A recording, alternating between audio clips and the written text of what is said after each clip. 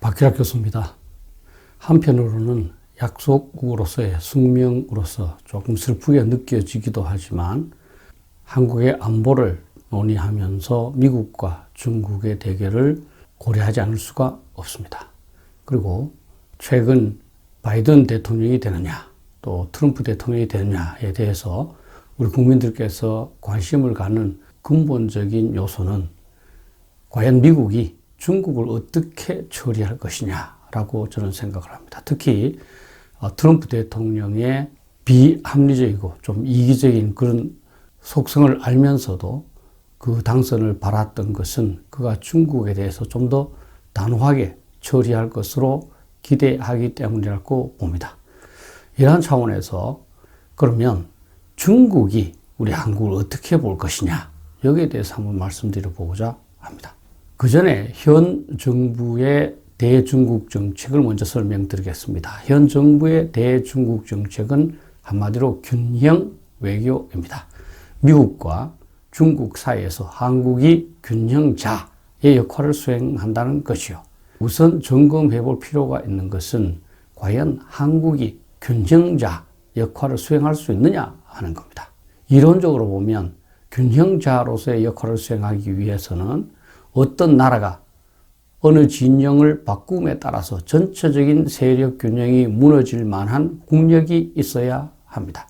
또 어떤 나라가 결정할 경우 바로 A 진영에서 B 진영으로 바꿀 수 있는 자율성이 있어야 합니다. 근데 그러한 두 가지 측면에서 봤을 때 우리가 미국과 중국 사이에 어느 것을 선택하느냐에 따라서 미국이 이기고 중국이 이기도록 하는 그런 정도의 국력이 있다고 볼 수는 없습니다. 또 우리가 중국 편에 서는 것이 좋다고 해서 중국 편으로 바로 갈 수 있고 또 미국 편으로 서는 것이 좋다고 해서 미국 편으로 바로 갈 수 있는 그런 상황도 아닙니다. 더군다나 하나 추가로 생각해 볼 필요가 있는 것은 이 중국과 미국이 수용할 것이냐 하는 겁니다. 중국이나 미국이 바보라서 한국이 이렇게 해도 좋고 저렇게 해도 좋고 그렇게 선택하지 않을 것이기 때문입니다. 따라서 기본적으로 사실은 우리가 중국과 미국 사이에서 균형제 역할을 수행할 수는 없다 하는 사실을 여러분들께서 좀 아셨으면 좋겠습니다.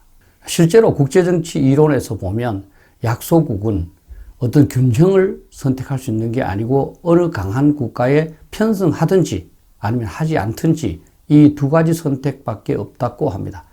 실제 균형이라는 것은 강대국 정치, 즉 강대국 중에서 다수가 있을 때 어느 강대국을 선택할 거냐 하는 데 관한 국제정치 이론입니다. 따라서 우리의 균형 외교는 미국 일변도의 정책에 대한 일부 조정 정도에 국한되어야지 진짜 친중 정책을 추진하는 것은 곤란하고 현실에도 맞지 않다는 겁니다. 한국이 현재 직면하고 있는 현실을 제가 그림으로 한번 나타내 보겠습니다.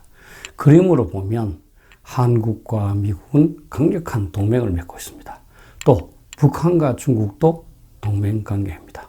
그런데 우리는 이 북한의 동맹국인 중국과 동반자 관계를 체결을 했고 거기에 대해서 상당한 기대를 갖고 있는 겁니다. 그런데 이것을 한번 결혼에 비유해 보겠습니다. 미국과 한국은 결혼했습니다. 중국과 북한도 결혼했습니다. 이러한 구도 속에서 한국이 중국과 균형 외교를 한다. 미국과 동등한 위상으로 본다. 하는 것은 바람피자는 겁니다. 한국과 중국의 관계는 커피 정도는 함께 마셔도 가능하겠지만 그 이상은 위험한 관계라고 봐야 됩니다. 사실 우리 한국이 최근에 어려워지고 있는 것도 우리가 북한과 미국이 직접 통하도록 했기 때문입니다. 우리가 미국하고의 동맹관계이기 때문에 우리는 사실은 북한과 미국이 직접 통하도록 해서는 안 되는 겁니다. 우리 한국이 자주성을 갖고 미국과 중국이라는 두 나라를 중간에서 좌지우지하고 싶은 마음 저도 갖고 있고 많은 국민들이 바라고 있습니다. 그러나 그것은 이상일 뿐입니다. 현실은 우리는 미국과의 동맹관계이고 중국은 우리와 휴전 상태인 북한의 동맹국인 겁니다. 다수의 국민들은 우리가 2008년도에 중국과 맺은 전략적 협력 동반자 관계에 상당한 기대를 한 것 같습니다. 일반 국민들께서는 우리가 2008년에 중국과 체결한 전략적 협력 동반자 관계에 상당한 기대를 갖는 것 같습니다.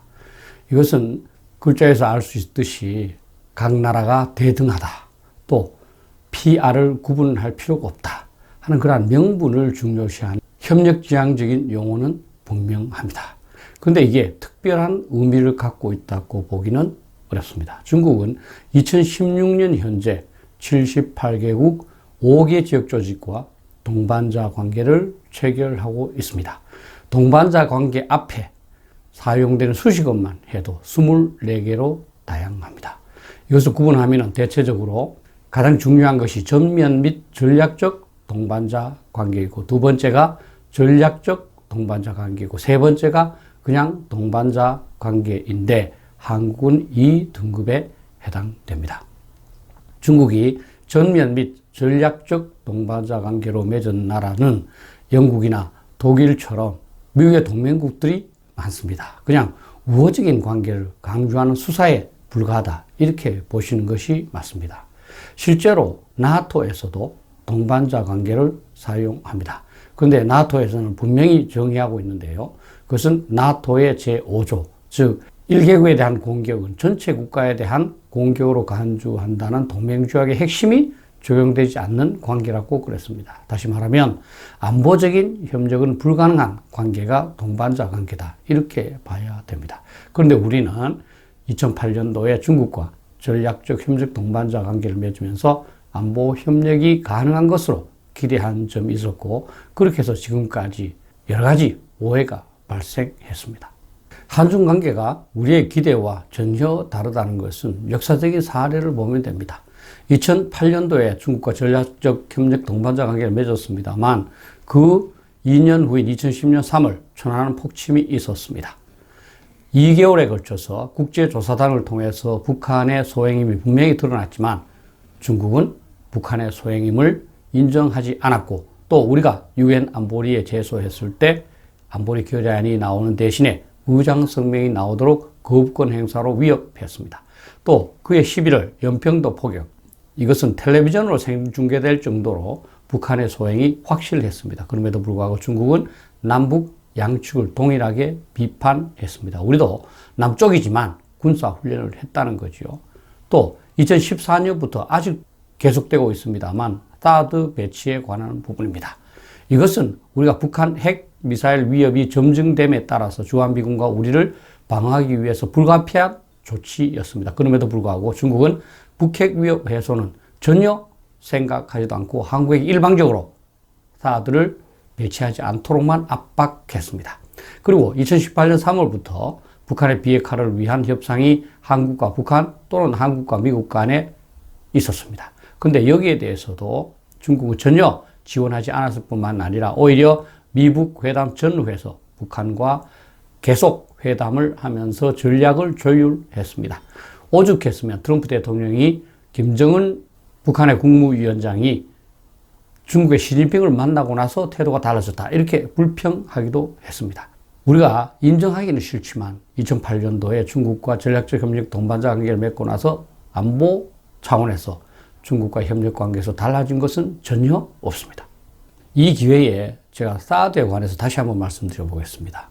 사드가 지금 한중 간에 심각한 이슈가 되어 있습니다만 그 근본 원인은 우리 좌파들이 퍼뜨린 루머였습니다. 좌파들이 말한 것이 전부 루머였다는 겁니다. 사드가 중국의 ICBM을 요격할 수 있다. 사드가 중국의 군사활동을 탐지할 수 있다. 사드가 배치되면 그 비용을 우리가 부담해야 된다. 사드 성능도 미입증됐다. 사드에서 심각한 전자파가 나온다. 이것은 어느 하나 진실이 아닙니다. 간단하게 제가 설명드려 보겠습니다. 중국이 미국을 향해서 쏘는 ICBM은 고도가, 사드의 고도가 150km인데요. 그보다 훨씬 높은 1000km 이상입니다. 그리고 그 항로가 우리 한반도를 지나는 것이 아니고 만주, 시베리아를 통해서 북극을 통해서 날아갑니다. 또 배치 비용은 여러분들 잘 아시다시피 지금까지 사드 포대가 배치된 지가 3년이 지났습니다만 우리가 그와 관련해서 비용을 낸 것은 단 한 푼도 없습니다. 그리고 사드 성능에 관해서는 미국은 7개 포대를 이미 구매한 상태이고 중동의 UAE나 사우디아라비아도 구매할 정도로 아주 좋은 무기로 정평이 나 있습니다. 또 심각한 전자파가 나온다는 것은 우리 기자들이 괌에 있는 기지에 가서 직접 측정도 했고 우리 환경부에서 허용치의 몇백 분의 1에 불과하다. 이렇게 공식적으로 발표까지 한 사항입니다. 그럼에도 불구하고 국내에서 아직 이 루머를 믿으면서 사드 기지에 미군이 장비 반입하는 것을 몸으로 맞고 참 한심한 일입니다. 이 확증 편향이라고 부르는데요. 한번 어떤 것을 믿으면 그곳에서 벗어나기가 어려운 것 같습니다. 여러분들께서 혹시 성주 근처에 사는 분들이 있으면 제 말씀을 좀 전해주세요. 사드에 관한 것은 단 한 가지도 진실이고 전부 루머라고. 결국 제가 이 유튜브를 통해서 여러분들한테 던진 질문, 중국은 우리는 어떻게 볼까의 답은 중국은 조선시대의 시각으로 우리 한국을 본다는 겁니다. 아직도 한국의 상국이라고 생각하고 있고요. 6.25 문화의 종주국으로서 우리에 대해서 우위를 가진다고 생각하고 있습니다. 그래서 2017년 미중 정상회담에서 시진핑이 한국은 천년 동안 중국 속국이었다고 당당하게 얘기한 겁니다. 실제 우리가 중국의 속국이기도 했습니다. 그것은 병자호란 이후인 1636년부터 1894년 청일전쟁까지였습니다. 청일전쟁에서 일본에게 청나라가 패배하고 나서 한국의 독립을 보장을 했습니다. 우리가 일본의 도움이지만 독립을 했습니다만 그 이후에 우리가 힘이 없어서 일본의 식민지가 되고 말았죠.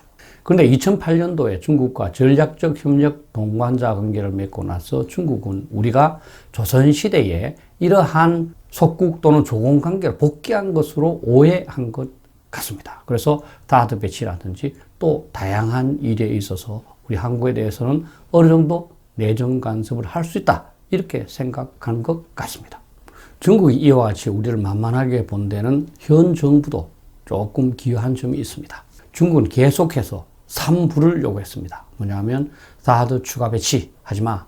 그리고 미국과의 탄도미사일 방어협력 안 돼. 그리고 한미일 군사협력 안 돼. 이것을 2017년 말에 우리 정부가 수용한 겁니다. 사실 이 세 가지는 우리의 주권에 관한 사항입니다. 사실은 주권에 관한 부분을 중국한테 일방적으로 양보한 것이죠. 그러니 어찌 중국이 만만하게 보지 않겠습니까? 또 2017년 말에 문 대통령이 중국을 방문을 했는데요. 그 목적은 뭐냐면 사드 배치에 대한 중국의 반대를 무마시킨다는 거였습니다. 오히려 중국이 사과를 해야 되는 거예요. 왜냐하면 사드 배치 같은 것은 우리의 주권에 관한 부분이고 중국이 내정 간섭하면 안 되기 때문입니다. 그런데 문 대통령이 중국을 방문해서 온갖 홀대를 받았습니다. 그러니까 최근 중국은 6.25 전쟁에 대해서도 남침이 아니다 이렇게 이야기를 하고 있고 자신들이 승리한 것처럼 떠벌리고 있는 거죠. 우리가 자초한 점이 저는 적지 않다 이렇게 봅니다. 비록 불편한 진실이지만 우리는 현실을 있는 그대로 보지 않을 수 없습니다. 중국은 명청시대의 조선처럼 한국을 생각하고 있습니다. 그리고 이것은 우리가 자초한 점이 없지 않습니다. 그 핵심은 균형 외교인데요. 균형 외교는 이론적으로도 맞지 않고 또 현실에도 부합되지 않는 겁니다. 한국은 이미 1953년에 미국을 동맹국으로 선택했습니다. 당연히 북한도 중국을 동맹국으로 선택했지요. 그리고 북핵에 대해서 한미동맹 이외에는 억제 및 방어할 수 있는 방책이 없습니다. 그런데 현 정부 인사들은 계속 균형 외교 하면서 중국에 사대하고 있습니다.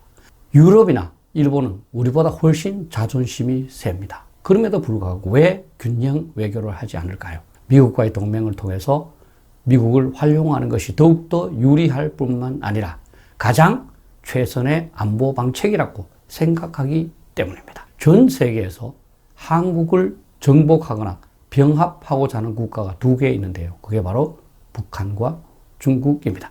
여러분도 중국은 아니라고 생각할 수 있습니다. 그러나 중국은 동북 공정을 통해서 역사를 이미 자기 것으로 만들고 있고요. 이번 6.25 전쟁 발발 왜곡에서 보듯이 또 시진핑 주석의 속국 발언에서 보듯이 한국은 중국 예하로 들어와서 속국이 되어야 한다고 생각하고 있는 겁니다. 이제 우리는 한중 관계 실체를 자각해야 합니다. 그래서 미국과는 안보 협력을 하고 중국과는 경제 협력을 한다는 정경분리 원칙에 근거해서 한중 관계를 자주성을 바탕으로 추진해 나가야 됩니다. 우리가 한중 관계 한계를 분명히 할 때, 다시 말하면 중국과는 경제 협력만 하겠다는 점을 분명히 할 때 중국은 오히려 우리에 대한 기대를 하지 않을 것이고 따라서 내정 간섭도 하지 않게 될 것이며 장기적으로는 한중 관계가 더욱 발전될 수 있다고 저는 생각합니다. 감사합니다.